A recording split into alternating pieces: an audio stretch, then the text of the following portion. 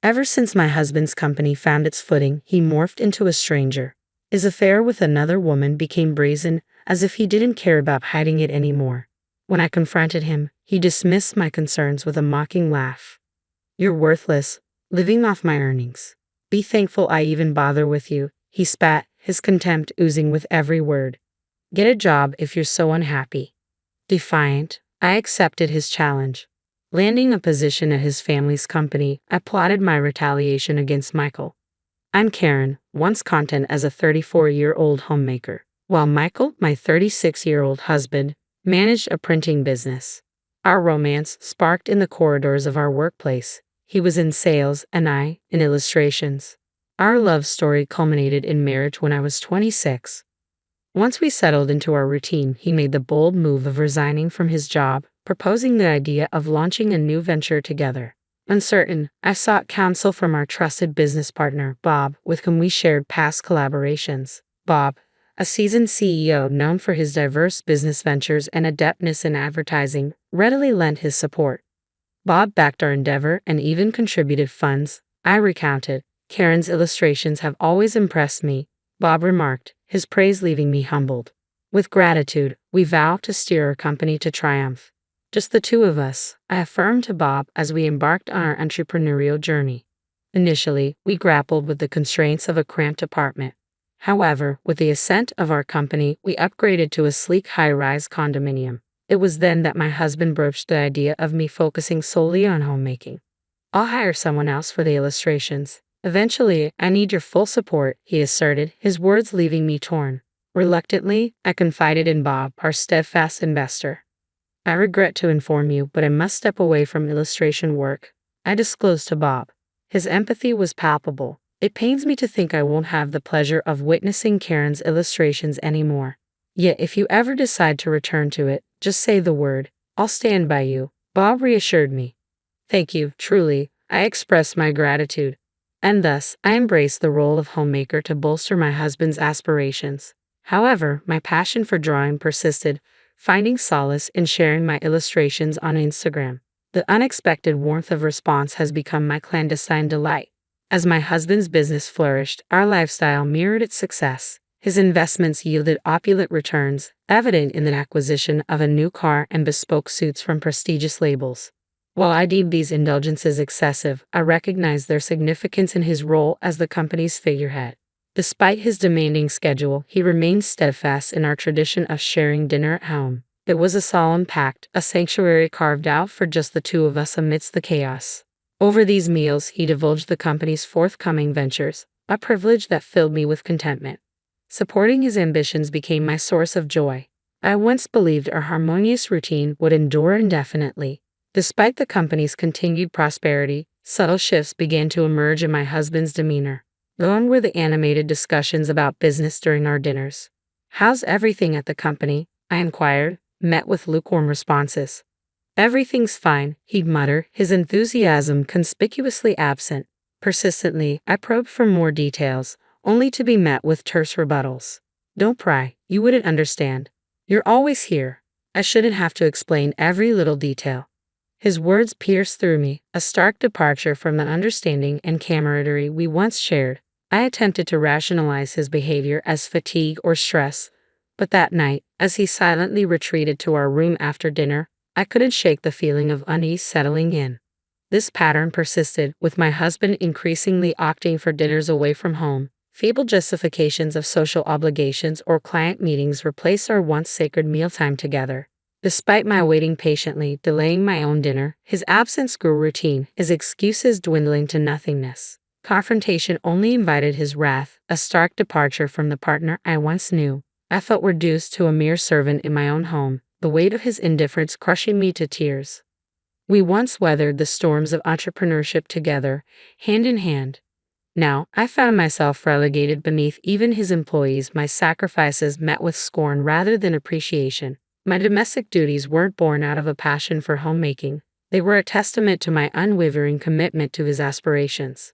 Yet any semblance of gratitude had long since vanished from his eyes. In his absence, I find solace in my illustrations, a sanctuary where stress dissipates and creativity flourishes. With each stroke, my online following burgeons, their supportive comments a balm to my weary soul. Among them, a familiar name emerges, Bob's. Bob extends an offer to collaborate again. A glimmer of hope, I muse, buoyed by the prospect. Without this beacon, I might have succumbed to despair. As our shared dinners faded into memory, a palpable chasm widened between my husband and me. Suspicion crept in, fueled by the faint scent of perfume lingering on his abandoned suit jacket, a fragrance foreign to him. When confronted, he flippantly dismissed it as a triviality, a smirk playing on his lips. His nonchalance stoked the embers of my long-suppressed sorrow, igniting them into a fiery rage. Enough with the charade, I resolved.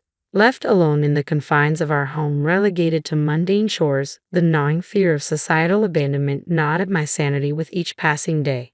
My friends could only offer envy, while my parents dismissed my concerns as trivial luxuries. Left to grapple with my turmoil alone, I bore the weight of my suspicions in solitude. Then, one fateful evening, my husband returned home inebriated. Amidst my desperate efforts to tend to him, a damning discovery awaited, a crimson imprint adorning his shirt collar. Its presence could not be dismissed as innocent, a glaring testament to another woman's trespass. In that moment, I unearthed undeniable evidence of my husband's betrayal. With resolve coursing through my veins, I confronted him the following day, brandishing the damning garment. "Where were you last night, and what is this?" I demanded, pointing to the incriminating mark. Though caught off guard by the lipstick stain, my husband remained eerily composed in the face of my accusation. "I was out with friends at a bar. Must have happened then, right? You'd need to take off your jacket for that. Didn't you notice?" he retorted, his words laced with defiance. Unconvinced by his feeble alibi, I responded, "I don't recall." With a sudden motion, my husband rose from his seat, his hand connecting with my cheek in a searing slap. Stunned, I stumbled backward, reeling from the unexpected blow, the sting of pain radiating across my skin. "When will you understand? Who do you think is providing for us?" he spat before retreating to his sanctuary. I watched his departure, tears tracing silent paths down my cheeks. In that moment, the truth struck with brutal clarity. My husband's love had waned, leaving behind a cavernous void. I was left shattered by the cold reality of our fractured relationship. From that day forth, my husband's temper became increasingly volatile. His displeasure manifested in violent outbursts, whether it be at a meal I had prepared or any perceived infraction. The once tender moments of our marriage were now eclipsed by a shadow of fear and uncertainty. "This tastes atrocious. Do you even pay attention to what I eat? If you want to keep being my wife, you better sharpen your culinary skills," my husband berated before storming out of the room. "I'll dine out. Eating this would sabotage my productivity," he declared. I trailed after him, desperation evident in my voice. "Please wait. I want to prepare meals you enjoy. But you're never home or communicate with me. How can I cater to your tastes like that?" My husband clicked his tongue in irritation at my plea. "Should we just divorce then? I'm fine with it. I can manage without you, but can you survive without me?" he sneered, his gaze piercing through me. "You're nothing but a leech, living off my earnings," he spat, his words a venomous assault. In that moment, a realization dawned upon me. This man was beyond redemption. The compassionate husband I once knew was a relic of the past. "Then I'll find a job," I declared. "What? What's gotten into you?" My husband's voice echoed with incredulity. "I'll strive for financial independence too," I affirmed. My husband erupted into laughter, doubling over. "Who would you consider hiring someone as powerless as you?" he taunted. Suppressing my rising fury, I maintained composure. Reacting with anger would only escalate the abuse. If I couldn't win through strength, I needed to strategize differently. "Fine, do as you wish, but don't neglect your household duties. With your meager earnings, I won't tolerate a neglected home," my husband dismissed, exiting our dwelling. Swiftly taking action, I enlisted the services of a detective to uncover evidence of my husband's infidelity. The findings were damning, a trove of incriminating photographs capturing my husband's dalliances with extravagantly dressed women, reveling in drinks and discreet hotel entrances. It was a mosaic of betrayal, with not just one, but several women ensnared in his web of deceit. Yet as I surveyed the evidence and listened to the detective's report, a peculiar calm washed over me. There was no rage, no sorrow, only a pragmatic acknowledgement of the situation. The ostentatious behavior that had once irked me now served as a conduit for undeniable proof. 1 week later, adorned in my finest attire, I ascended to a restaurant atop a luxurious hotel. Despite my efforts, I felt out of place amidst the opulent clientele. With a hesitant step, I approached the reserved table, where Bob awaited. My apologies for the delay, I offered, but Bob's warm smile assuaged my apprehension as he motioned for me to take a seat. Karen, no need for apologies. I've been eagerly anticipating our meeting. Your presence is worth the wait, Bob reassured, casting aside any notion of inconvenience. Bob had played a pivotal role in our journey to independence, generously backing us financially when my husband and I decided to venture out on our own. Now, he held a prominent position as the president of my husband's parent company. I'm immensely grateful for your unwavering support during our leap to independence. Your confidence in us meant the world.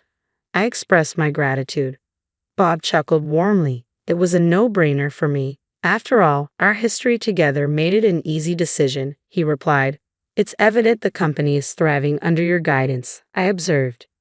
A hint of seriousness crossed Bob's features at my remark. Yes, it's progressing well, but today, our focus is on your acceptance of my invitation, correct? He redirected, his smile returning to reassure me.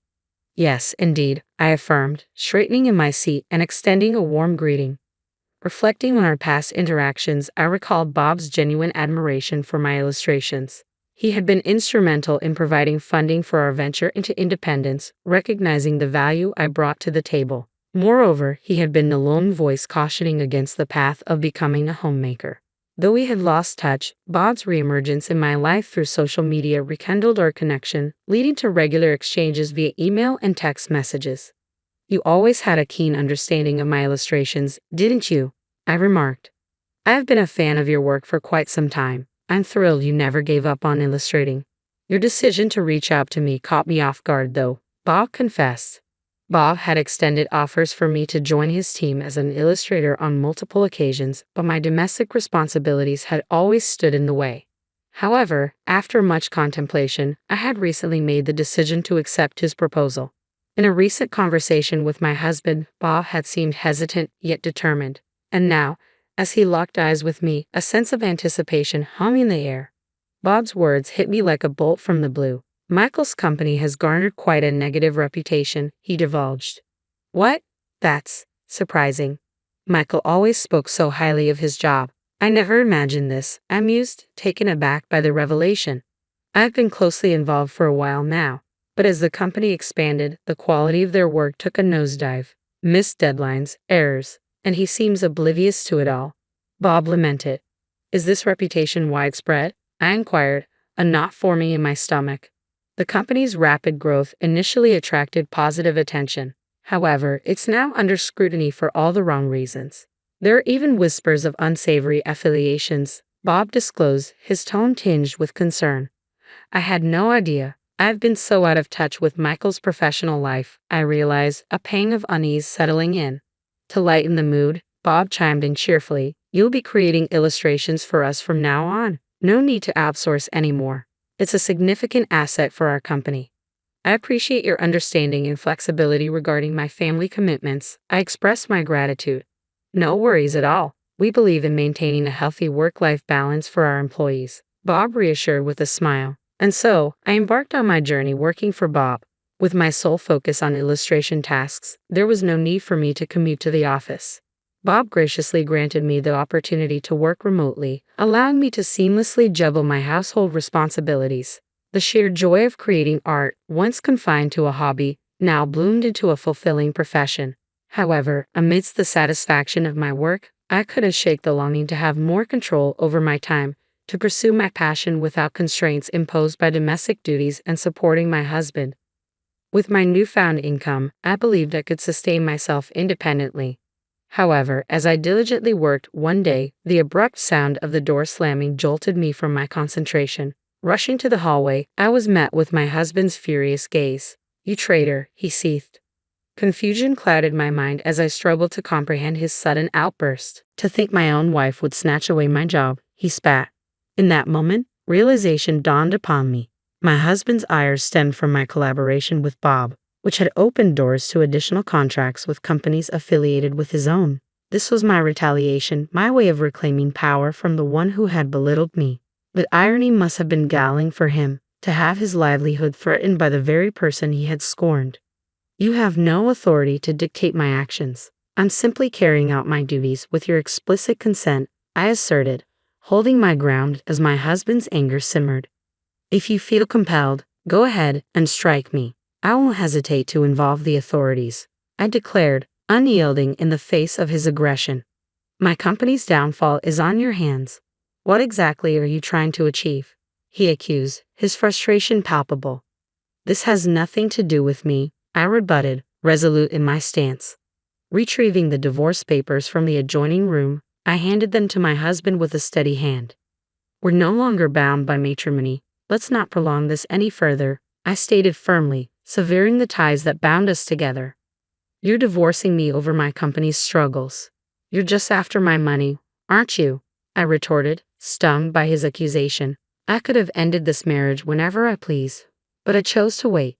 Now that I'm successful and earning, suddenly it's convenient for you to walk away. Wait a moment. Let's discuss the future of the company first before we rush into divorce. We founded it together, remember? You're the one who ousted me from that company, my husband interjected, a hint of desperation creeping into his voice. I severed all ties with that company, and I intend to seek proper compensation, I asserted firmly, unyielding in my resolve. Michael's frustration was evident, his agitation palpable as he gnawed on his lip in vexation. How shameless can you be? You have no right to talk about compensation when you're the one initiating the divorce. Do you even realize how many times you've hurt me and your affairs? I had undeniable proof, I retorted, brandishing the incriminating photographs. As he beheld the evidence of his infidelity, my husband's facade crumbled, and he sank to his knees, pleading with desperation. Please, I beg of you. The company's on the brink of collapse. I can't handle the added burden of compensation or a divorce. I need your support now more than ever. Everyone has abandoned me the moment they caught wind of our troubles. You're the only one left, he implored, his voice quivering with raw vulnerability. I dismissed his desperate plea as utterly futile. Gathering only my essentials and work materials, I departed from the house without a backward glance. My return home only occurred once the divorce proceedings were concluded, solely to retrieve my belongings. By then, my husband's company was hemorrhaging mistakes, and he found himself deserted by all. Reduced to pleading for funds to compensate me, he spent his days in a pitiful state.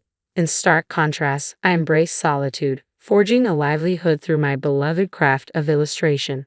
With each stroke of the pen, I accumulated wealth, all while upholding my integrity, a stark contrast to my ex-husband's downfall.